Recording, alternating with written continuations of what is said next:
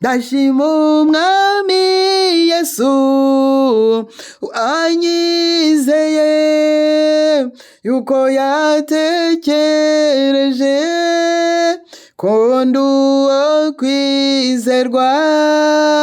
Ndashima Umwami Yesu wanyizeye akangabira umurimo we. Habaye umunsi Imana iratekereza ntiyagisha inama kuko ubwayo yihagije. Yasanze rero Mariya Esther ari uwo kwizerwa ingabira umurimo ngo nyikorere ibihe bya nyuma. Ndagushima Mwami, usanze ndi uwo kwizerwa. Haleluya. Niba ibimenyetso byabashaga gusobanura, niba amagambo yabashaga kuvuga byose, mba naragushushanyije uko nkumva mu mutima wanjye, nari gutoranya ayiwe mu nganzo nyinshi wampaye ngahitamo iruta izindi akaba ariyo nkoresha, nkayitegeka maze nkagutaka amabara abaho yose natabaho nkayahimba, kugira ngo umenye umwanya ufite mu mutima wanjye, ko wahinduye ubuzima bwanjye, kugira ngo umenye ko nzirikana ko wankuye ikuzimu ukanshyira mu bugingo, nkaba nzabana nawe ubuziraherezo. Ariko mwakagira Imana mwe, ninde muhiga? Ninde muhiga? Ninde muhiga? Arihe uwatinyuka kuza kugira ngo muhige, kuko ubwawe uri imihigo. Haleluya, haleluya, haleluya. Reka nkuvuge nkuratira ab'isi nabo bakumenye, dusangira ibyiza ntabwo nzahwema kukuvuga ibigwi, kubera ko ari wowe wabanje kunkunda. Urukundo rwawe ndarwumva muri buri rugingo rungize, kuko ruzingiye mu ijambo ryawe ryayo ntiritandukanye igufwa n'umusokoro. Singaye n'abavuze ko ibyawe ari amayobera, singaye n'abavuga ko nasaze, ariko nawe barabikuvuze, ndetse na bene data bandi barabibavuze. Erega ni wowe udusaza. Kuti bibaye ku giti kibisi nibageraho biti byumye mwe hazacura iki? Uwunze muti abisi nibabanga, nta gitangaza kizaba kirimo, kuko nanjye baranyanze barananyica. Uti inzira yanjye irafunganye, nta gupfa kwinjira nk'abajya mu isoko.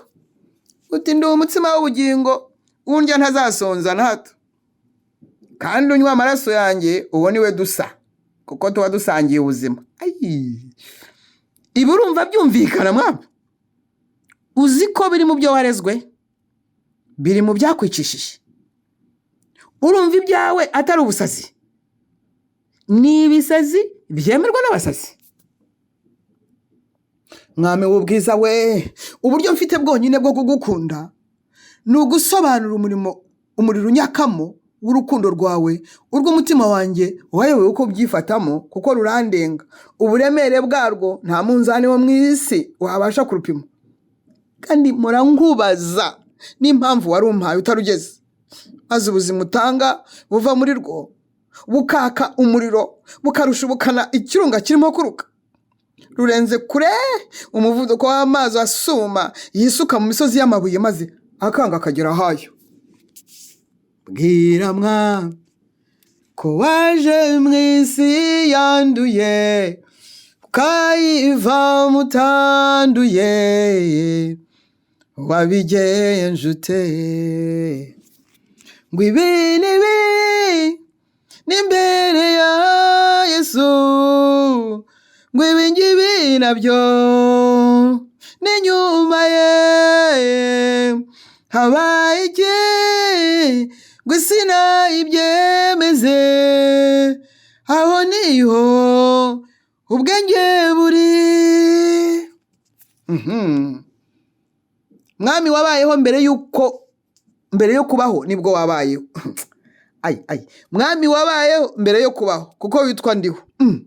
Wabayeho mbere y'uko uvuka kuko uri Uwiteka. Ukora na mbere yo kuvuga, ariko iyo uvuze bisohora nk'ibikurikiwe n'ingabo nyinshi bikazana n'ibihamya ndakuka. Igihe kigeze rero wabaye umuntu uvukira mu isi, wari ufite icyayikuzanyemo maze ushyirwa mu bantu bana nabo nk'uko abahanuzi bari barabihanuye. Ariko uhageze ibintu n'aho abantu birahungabana, amategeko aribwiriza arahigama kuko ari wowe wayasohoje. Ubwami bwa Herode burajegajega icyo gihe yatwaraga i Galilaya intara y'iwanyu, maze atangira kubwejagura abaririza ibyamusize ngo arebe ko yaguhitana. Ariko muri byinshi yahishwe harimo ko nta munyamuhamagaro upfa gupfa gusa ngo apfe bure, kandi ko abahanuzi bose bagombaga gupfira i Yerusalemu. Mwami Yesu wabanjirijwe n'ibimenyetso n'ibitangaza bitigeze kubaho. Ubutaka n'ibiriho, isi n'ibigenga byataye umutwe kuko ubugingo bwari buje gutsinda urupfu bwari bwahasesekaye. Imiyoborere y'icyo gihe irashoberwa, babura ibyo bafata n'ibyo bareka, maze batangira guteshaguzwa babariza ngo aho wari wavukiye, ngo mbese yavukiye, ngo abo bivuga naba, ngo ibyo bavuga nibi, ngo ninde wavutse. Ntago byabahiriye kuko iperereza ryabo ryaburiyemo, ahubwo bisasira inzirakarengane z'abana b'abahungu mwajyaga kunganya imyaka.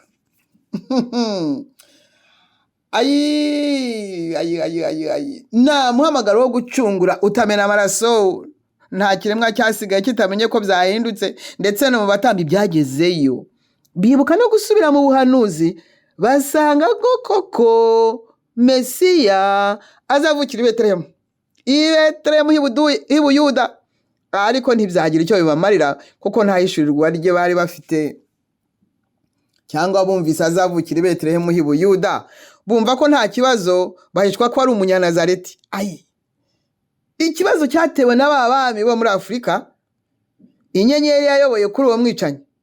Aka nako kari agatendo k'ijuru. Abami bashakisha uwundi mwami ariko utameze nkabo, kuko bari bamuzaniye amaturo akivuka ndetse baranamuramya. Haleluya! Mwami Yesu nyuma wakomeje kudurumbanya abantu n'ibintu nk'uko bisanzwe, niko musaza Simeoni yabihanuye agufashe mu biganza bagiye kugukorera imihango ku munsi wa 8. Yaraguteruye abwira umubyeyi wawe ati, mubyeyi, uyu wabyaye ntago umuzi, uheruka inkuru za Gaburiyeli na Elizabeti, sinzi uko ukibyibuka, ariko tega amatwi wumva ibye. Uyu wabyaye ashyiriweho kugira ngo benshi mu Bisirayeli bagwe kandi benshi babyuke, ati kandi ikiruta byose azaba n'ikimenyetso kigirwa impaka. Ati nawe kandi shikamukomere kuko bitazabura kubaho, inkota izaguhinguranya umutima. Hashize igihe uza kugaragara ku myaka 12 wasigaye i Yerusalemu uhata abatambyi ibibazo ngo bagatangazwa n'ubwenge wari ufite butari bufite aho buhuriye n'imyaka yawe. Baraguhishwa ntibamenya ko ari wowe bwenge, maze ku myaka 30 nk'uko amategeko yanyu yarari utangira ibyakuzanye mu isi.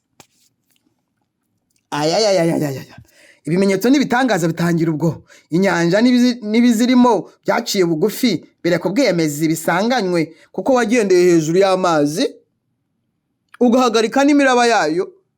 Byari kurenzaho iki se?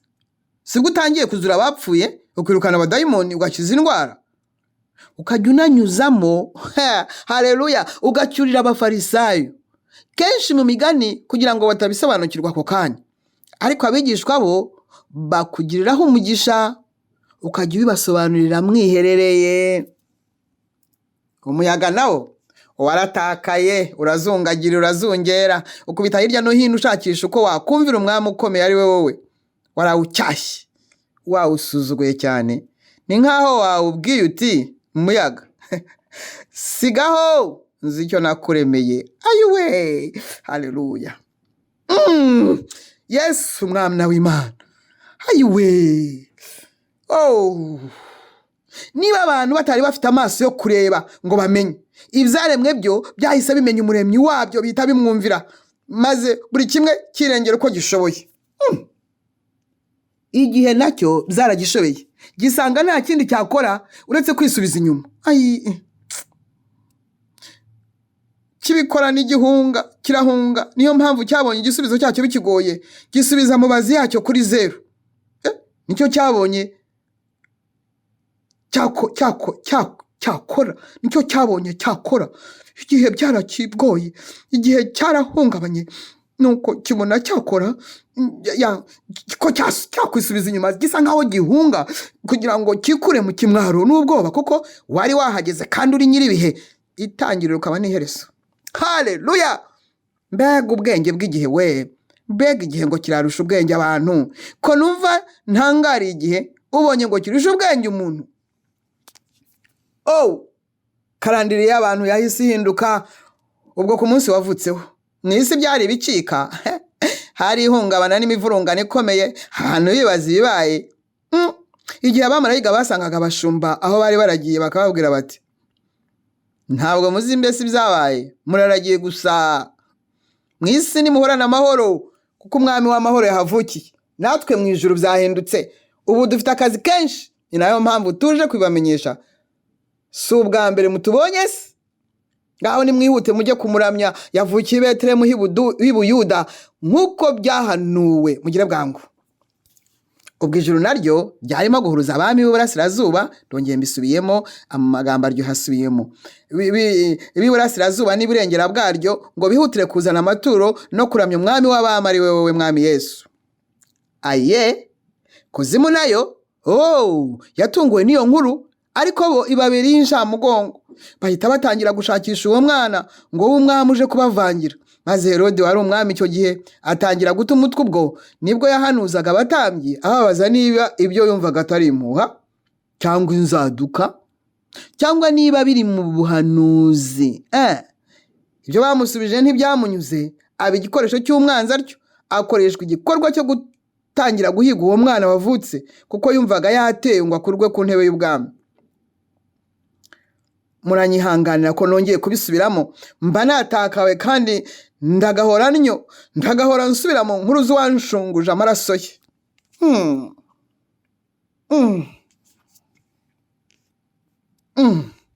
Byatumye umuhamagaro w'uwo mwana udasanzwe uhitana abana bato bose b'i Betelehemu, kuko nta muhamagaro upfa kubaho gusa. Umuhamagaro wose ntawuhamaho, akenshi umena amaraso.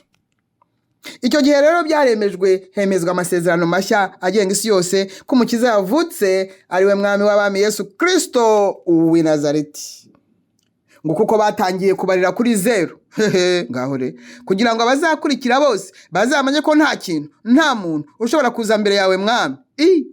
N'igihe cyarabyibwiye igihe kibyumvisha b'icyo gihe, nabo baribwiriza bati kuva ubu imbere yawe, mbere ya Yesu, cyangwa nyuma yawe, nyuma ya Yesu. Ngo ibi n'ibi n'imbere ya Yesu, ngo ibi ngibi nabyo ni nyuma ye, ariko habaye iki sinayibyemeze. Aha niho ubwanjye buri. Ngo ibi byabayeho mbere ya Yesu, cyangwa ngo ibi byabayeho nyuma ye. Ariko ibi by'igihe byo ni ibiki? Igihe ko kirimo guhanika mu bwenge. Isi rero yahise itera imbere vuba, yewe n'amategeko ayigenga, yewe kandi igenzurwa n'imbaraga z'uwabera bose baramya Yesu Kristo umwami w'abami. Yari yayigezemo, hagombaga impinduka ku ngufu, ndetse bimwe abihindura bishya. washyizeho igihe cy'ibimenyetso n'ibitangaza bizakorwa mu izina ryawe ari ry'abakijijwe twahawe mu murage duhererwamo n'agakiza n'ibindi bijyana nako. Haleluya. Ni muzimu Mwami Yesu ubu ni muzima, igeze gupfa ariko ubu ni muzima.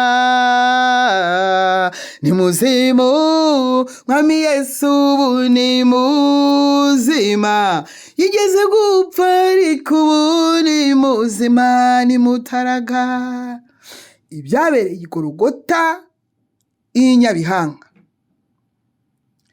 Wowe uteze amatwi yongeza aha ujye ubyitondera, ntabwo mba ngitekereza neza. Ubuntu buba bwatangiye kunshiramo, ubu muntu sorry. Ibyabereye i Nyabihanga ni ikimenyetso gihatse byose. Watanze ubuzima bwawe kuko nta numwe wari ufite imbaraga zo kubukwambura. Wicishije bugufi imbere yabo waremye. Wapfiriye abakugiriraga nabi kuko wabakundaga urukundo rwawe.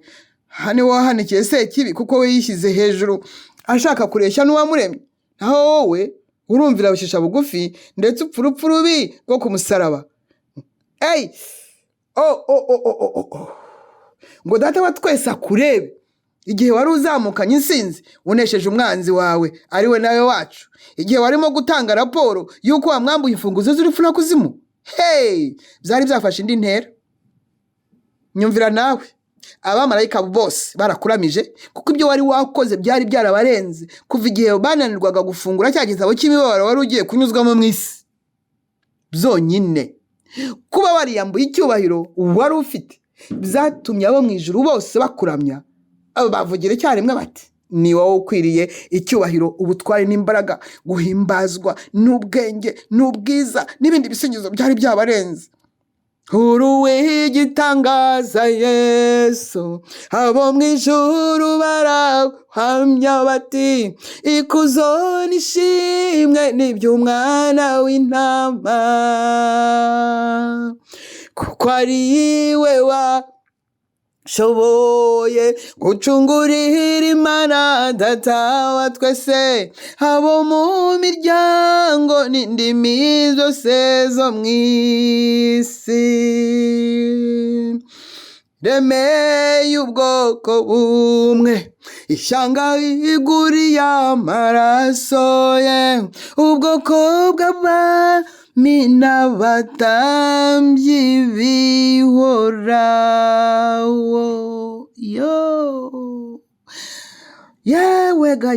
Yewega maze Data wa twese ari we nasongwa gukubita amaso. Usoje ibyo yagutumye nta kiburaho, ariyamirira ati nijye wabyaye koko. Yuzura umunezero atigeze kuva yibeshaho, umubera imfura nyamfura. Umubera imfura nyamfura. Umubera imfura nyamfura koko shenge, ntiyigeze yicuza impamvu yakubyaye. Kubera umunezero wamurenze n'ibyishimo atashoboraga gupfukirana, niko guhita ashakisha mu bihembo byose yari afite kuva isi itararemwa, asanga kimwe gihiga ibindi yabitse kure. Abona ko aricyo yaguha kugira ngo akomeze aguhanike, nawe uhanikire bose na byose. Maze itangazo rirasohoka byihuse, aryitangariza ubwe ko uhawe izina risumba ayandi mazina yose. Abivuga mu ijwi rirenga ryumvikana, rirangurirwa mu ijuru hose, ku ibyo mu ijuru byose cyangwa ibyo mu isi no munsi yayo byose ko bigomba kwatura ko uri umwami w'abami ibihe n'ibihe bidashira, ko n'amavi yose agomba gupfukama muri iryo zina wahawe bakakuramya.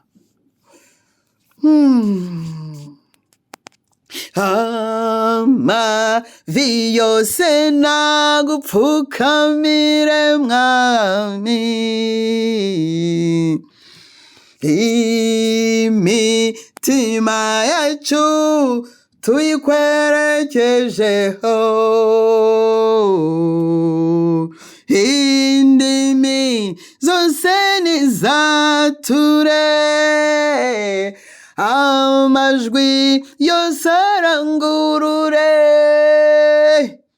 yuko Yesu Kristo uri umwami w'ibihe bidashira, ni wowe wera wenyine gusa. Amagambo aryoha asubiwemo mwami. Nta na rimwe mu mateka y'isi hari harigeze haba ibi bintu bimeze gutya, aho intungane ipfira abagome bo mu isi, aho umukiranutsi agaragaza ubudasa, agasuka ubugingo bwe, agakunda kugeza gupfira abanyabyaha, kandi no gupfira abakiranutsi bitoroshye. Imana yigize umuntu kugira ngo ibonere abantu umwanya mu kubaho kw'iteka babana n'uwabaremye. Mwami w'ubwiza wataye intebe y'ubwami n'ikamba ry'ubwiza bye, hakaza gupfira abananiranye, akicwa n'abo yaremye, hagapfa yicwa nk'umujura w'umwicanyi kabuhariwe, abambwa ku mugaragaro yambaye n'ubusa, abambirwa hanze y'umurwa.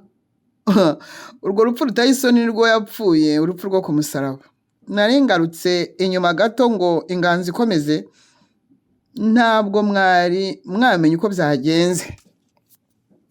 Nta bisobanuro, nta kugereranya cyangwa kugenekereza, ewe nta n'amategeko wabona yakwemera gusubiza neza ku nabi, urukundo ku banzi b'abagome n'imbabazi kuri abo ngabo nyine, maze hakiyongeraho kutabumbura umunwa wawe kuva batangira kugushinyagurira bakwica urubozo. Wowe urumva byumvikana? Nta mutima wakwihanganira ibyo, birenze kuri ibitekerezo n'ubwenge bya muntu. Ariko mwami, wari wuzuye urukundo rwawe mu murima w'urwango n'ubugome by'abantu. Ngibyo byo natwe dusaba. Wasigiye abazagukurikira bose ibimenyetso bidasibika by'ubuzima bw'iteka, ari byo Imana mu bantu. Imana yaje kubana n'abantu, Imana isangira n'abantu, iturana n'abantu. Yarabyawe n'umugore nkawe nanjye, ndetse ingunzu zari zifite n'imyobo zabagamo, n'inyoni zari zifite zarikagamo, ariko wowe mwana w'umuntu ntiwari ufite aho urambika umusaya. Ibyawe ko bitumvikana, ariko ni ukusiga amateka umuntu abishatse yabicamo n'umugani avuga ngo kera habayeho Imana yasuye abari mu isi hashize imyaka 2000 irenga. Ku giti cy'umusaraba wa Kenyabihanga Golgota wanjyanyeho nanjye kuko wari umfite muri wowe. Twari kumwe mu rupfu no mu kuzuka kwawe, kugira ngo umpe ku buzima bwawe budashira n'imigisha yose yo mu ijuru byose urampa. Wampaye utageze kuko utagereranywa. Amaraso y'isezerano yaramenetse, amaraso y'Imana yarasesetse, niyo mpamvu ubugingo bw'Imana buhari kuri buri wese ubyifuza. Wifuza ubwo bugingo, urumva impamvu ya rya zina risumba yandi, cyangwa uracyabifiteho impaka? Kuko amaraso ari ubugingo, kandi ubugingo bw'umuntu buba mu maraso. Aha hongeye kubaha umurongo uri mu Balewi ibice 17 umurongo wa 11. Haleluya! Wakoze iby'Imana yonyine yashobora gukora, ari ryo sezerano ry'ubwiza budashira ridasubirwamo. Niba igihe cya Yosuwa izuba ryarahagaze hejuru ya Gabaoni, kiriya gihe cyo i Golgota izuba ryarahunze rirabura kumara amasaha 3, kuko izuba ry'ukuri ryari rigiye kuzima kumara iminsi 3. Maze umwijima nawo urabimenya, utwikira isi, urwana no guhisha ubwambure bw'uwawuremye. Wahise umenya ko umucyo w'ubugingo wari umaze kuzima muri ako gahe gato. Nuko ibiremwa bihita birusha umuntu ubwenge disi, kuko we yakomeje kureba ubwambure bw'umuremyi we. Ibyo ntabwo uhoraho yabyibagiwe. Urumva iyo nzika bazayikira? Amabuye ntiyatanzwe, ayari aho ibitare byarasataguritse birashwanyuka birataka cyane bihunga bivuza induru, kuko urutare rw'ibihe byose rwari rutanze ubugingo bwarwo. Maze isi birayobera, ibumbura isi bimaze kuyobera, ibura uwo ihanuza kuko itigeze yishurirwa ko bizayibaho. Haba impinduka muri byose zitunguranye, isi iratigita kuko yari igiye kwakira muri yo uwayiremye. Maze ibuza amahitamo ifungura inda yayo, irekura abera bari barapfuye kuko bahuye na bugingo. Ndumva wowe unyumva utangiye gusobanukirwa ibya rya zina risumba yandi mazina yose. igihe umwenda ukingiriza ahera watabukagamo kabiri, ijuru ryarakingutse rikingukira buri wese uzizera umwana w'Imana, maze ijuru ryemerera kwakira ubwoko bw'abatoranijwe bw'abera aribo batwebwe, riratwemerera shenge. Impanda z'abamarayika ziravuzwa mu ijuru, Imana Data ahaguruka ku ntebe ye asa n'umucyo utyaye cyane utarebwa n'amaso y'abantu, kugira ngo yakire kandi yemere ndetse yemeze igitambo cy'umwana wakunda kandi yishimira. Aleluya! Icyo gihe urusika rwadutandukanyaga n'Imana ruragwa. Yesu Kristo atwungisha na se urupfu rwo ku musaraba, maze abamarayika barangurura amajwi yabo baririmba iz'ubutsinzi bw'umwana w'intama watambwe. Abera bari mu ijuru baramyihoraho iteka ryose, babanje guhisa mu maso habo kuko byari bicika. Umwenda ukingiriza ahera umaze gutabukamo kabiri, uhereye hejuru ukageza hasi, abatambyi byarabayobeye. Ngo bakomeje kuwudoda, umunyana n'ubu bakidoda, ko badoza ushwanyo kuko badoza ushwanyuka, kudahishurirwa n'uburozi. Watesheje umutwe Satani n'ingabo ze, kandi wahamuye ubwami bw'umwijima, wayobeje itumanaho ry'umurimbuzi, ukubita hasi imfatiro z'icyaha n'urupfu.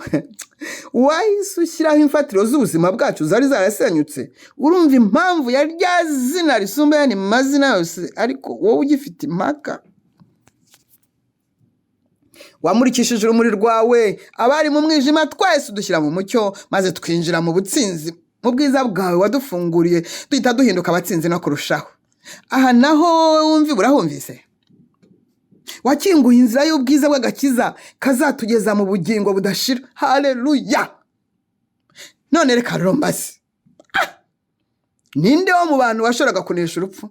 Ni ikihe kiremwa, yewe no mu bamarayika, cyashoboraga gutsinda imbaraga z'icyaha? Ngaho mbwira ni wowe ubyumva. Ninde mu bami n'ibikomangoma n'abakomeye babayeho bashoboraga gukora amateka ameze atya, agakora ibintu nk'uko wabikoze Mwami? Ninde arihe?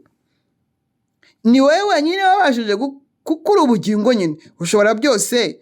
Umuntu atanga icyo afite. Umunyabwenge arihe? Umunyampaka arihe?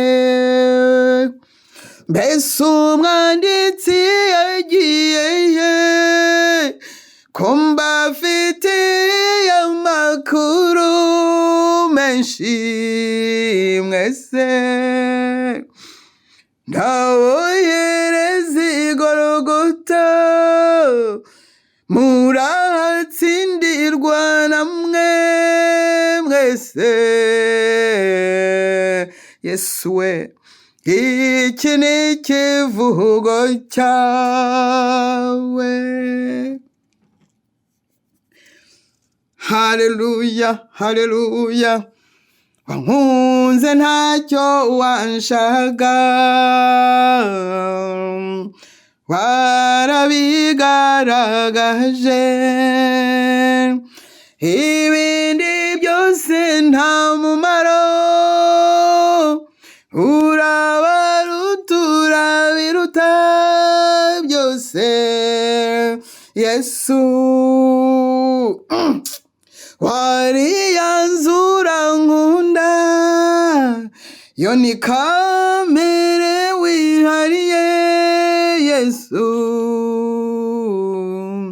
ibi ni ibisingo byawe.